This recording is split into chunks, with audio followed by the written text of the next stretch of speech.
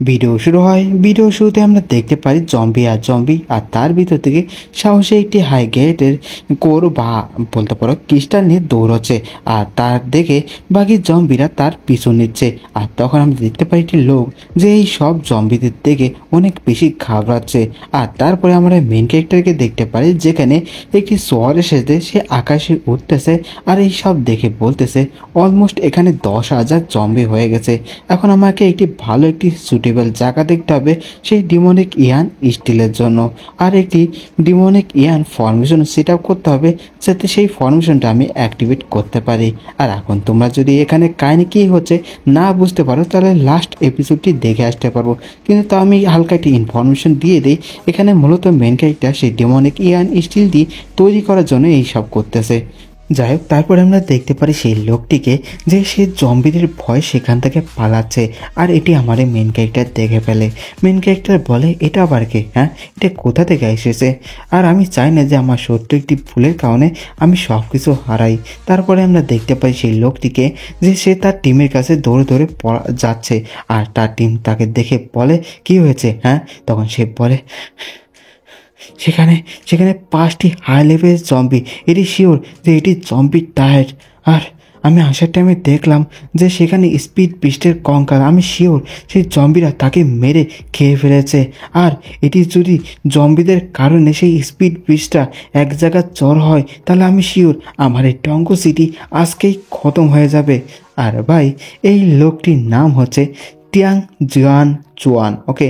আর সে হলো black security, ওকে, যে black যে কি বলে আমি মনেতে নেই, অর্গানাইজেশন না কি যেন একটা, তার ভিতরে সে একজন সিকিউরিটি গার্ড।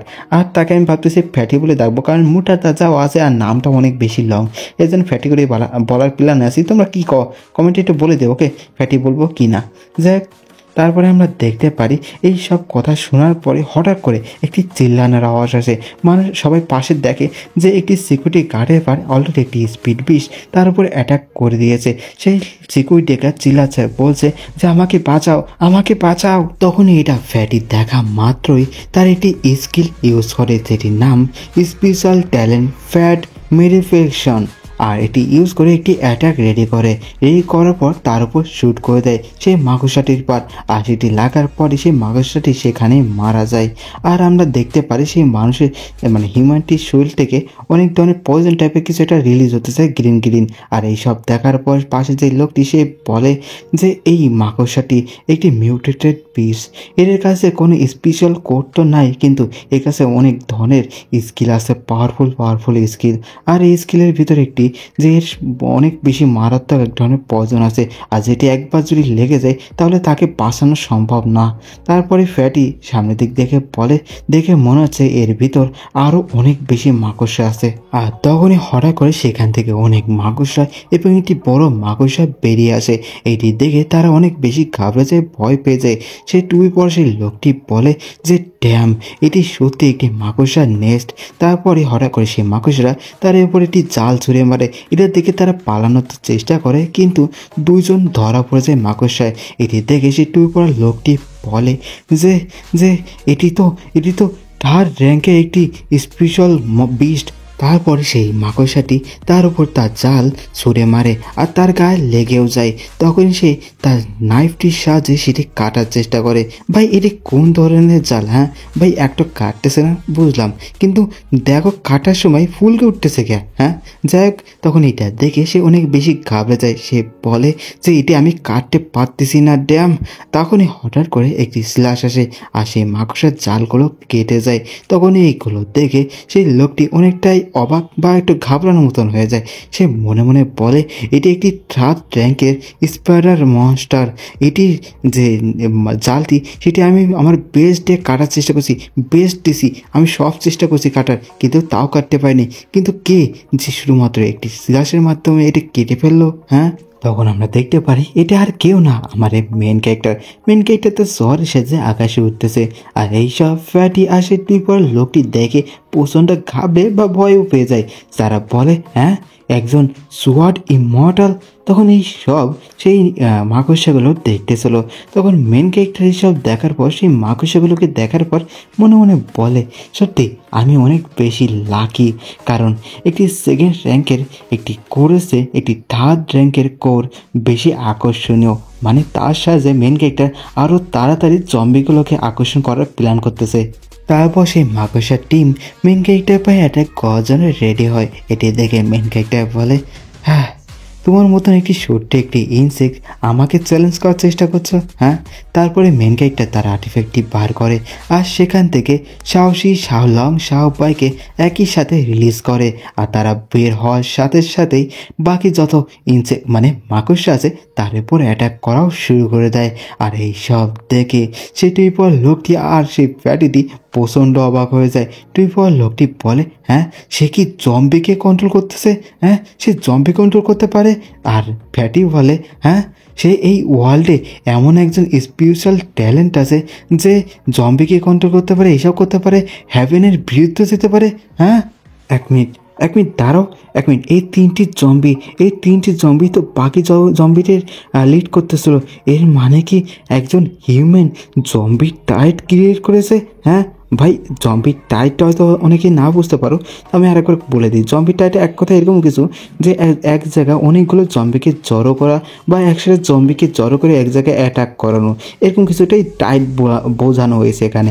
যাই হোক, তারপরে আমরা দেখতে পারি সেই মাকড়সাটি মেন ক্যারেক্টারের পর সেই তার মাকড়সা শ্যুট করে অ্যাটাকটি করে। তখন মেন ক্যারেক্টার দেখে ছোট্ট একটি ফায়ার অ্যাটাক তার জালের উপর করে, আর এই কারণে সেটি লাগার সাথে সে তার জাল সেখানে পুড়ে যায়। আর এটি দেখে সে মাকড়সাগুলো ঘাবড়ে যায়, সেখান থেকে পালানোর চেষ্টা করে। এটি দেখে মেন ক্যারেক্টার বলে, হ্যাঁ, তোমরা এখানে পালানোর চেষ্টা করতেছো, হ্যাঁ? তারপরে মেন ক্যারেক্টার একটি বড় একটি ফায়ার অ্যাটাক তার উপর শ্যুট করে আর প্রত্যেকটা মাকড়সাকে আগুনে পুড়িয়ে মারে। আর এইসব সাহসী শাওলং শাওবাই দাঁড়িয়ে দাঁড়িয়ে দেখতেছিল। তারপর আমরা দেখতে পারি তারা পুড়তে আসতে দেখি তারা খতম হওয়ার পর তার ভিতর থেকে সেই স্পেশাল কোর বেরিয়ে আসে। কিন্তু তার সাথে সাথে আমরা একটি স্পেশাল জিনিস দেখতে পারি, সেটা হলো সেই মাকড়সার জাল। আর এটি তারপর মেন ক্যারেক্টার কালেক্ট করতে করতে মনে মনে বলে যে হেল ফায়ারে সে মাকড়সাটি মারা যাওয়ার পর তার জাল আরও বেশি পাওয়ারফুল হয়ে গেছে। আর আমি এটা সেই আমার যে কিলিং রোপ সেটি তৈরি করার জন্য একটি মেটেরিয়াল হিসাবে ইউজ করতেও পারি।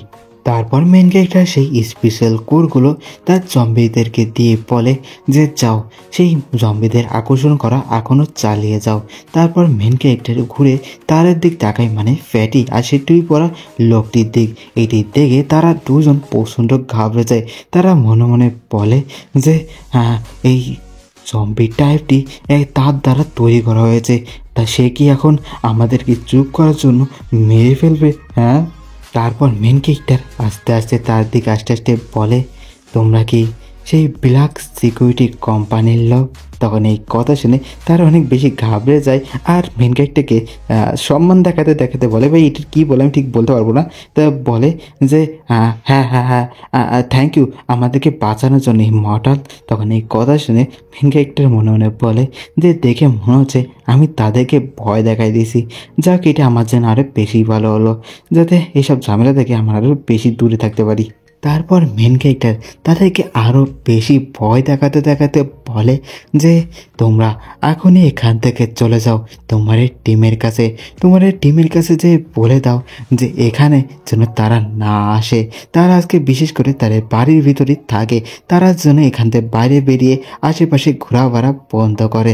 বিশেষ করে যদি আজকে 1 কিলোমিটারের ভিতর এইখানে দেখা যায় কাউকে, তাহলে এই কথা বলা মাত্রই তারা প্রচণ্ড ভয়ে ঘাবড়াতে সেখান থেকে ভাগতে বলে, আফকোর্স আমরা এখনই সেখান থেকে চলে যাচ্ছি, আর আপনাকে একদমই ব্যক্ত করবো না, আমরা এখনই চলে যাচ্ছি। ভাই দেখে মনে হচ্ছে এমন ভাগছে যে ওর পিছনে কোনো কুত্তে কামড় ধরে রাখছে। যাই হোক, তারপর তারা চলে যাওয়ার পর মেন ক্যারেক্টার বলে যে এই মাকড়সার নেস্টে সত্যি ডিমনিক ওরা অনেক বেশি পরিমাণে আছে। চলো এখানে আমার সেই গ্রেট ইয়াং ডিভোরিং ফরমেশনটি এখানে সেট আপ করি, এখানে আমার জন্য বেশি ভালো পায় আই থিঙ্ক। আর এর সাথে সাথে আমার এপিসোডটি এখানে শেষ হয়ে যায়। ভিডিওটি ভালো লাগলে অবশ্যই লাইক কমেন্ট শেয়ার করে দেবে ভাই। ভিডিও লাইক কমেন্ট শেয়ার করো কিংবা না করো, অবশ্যই এটা কমেন্ট করো ভাই। তোমরা কমেন্ট করতেইছো না, একদমই কমেন্ট করতেছো না, তোমরা ভিডিও দেখতেছো আর দৌড় দিতেছো। লাইক তো ওই মন চাইলে করো, মন চাইলে করো না, কিন্তু যেই কজন করতেছো ভাই থ্যাংক ইউ ভাই, থ্যাংক ইউ তোমাদের জন্য। কিন্তু একটা কমেন্ট করে দিও, ওকে? ভালোবেসে এটা কমেন্ট করে দিও। আর কিছু বলবো না, good bye, tata, see you.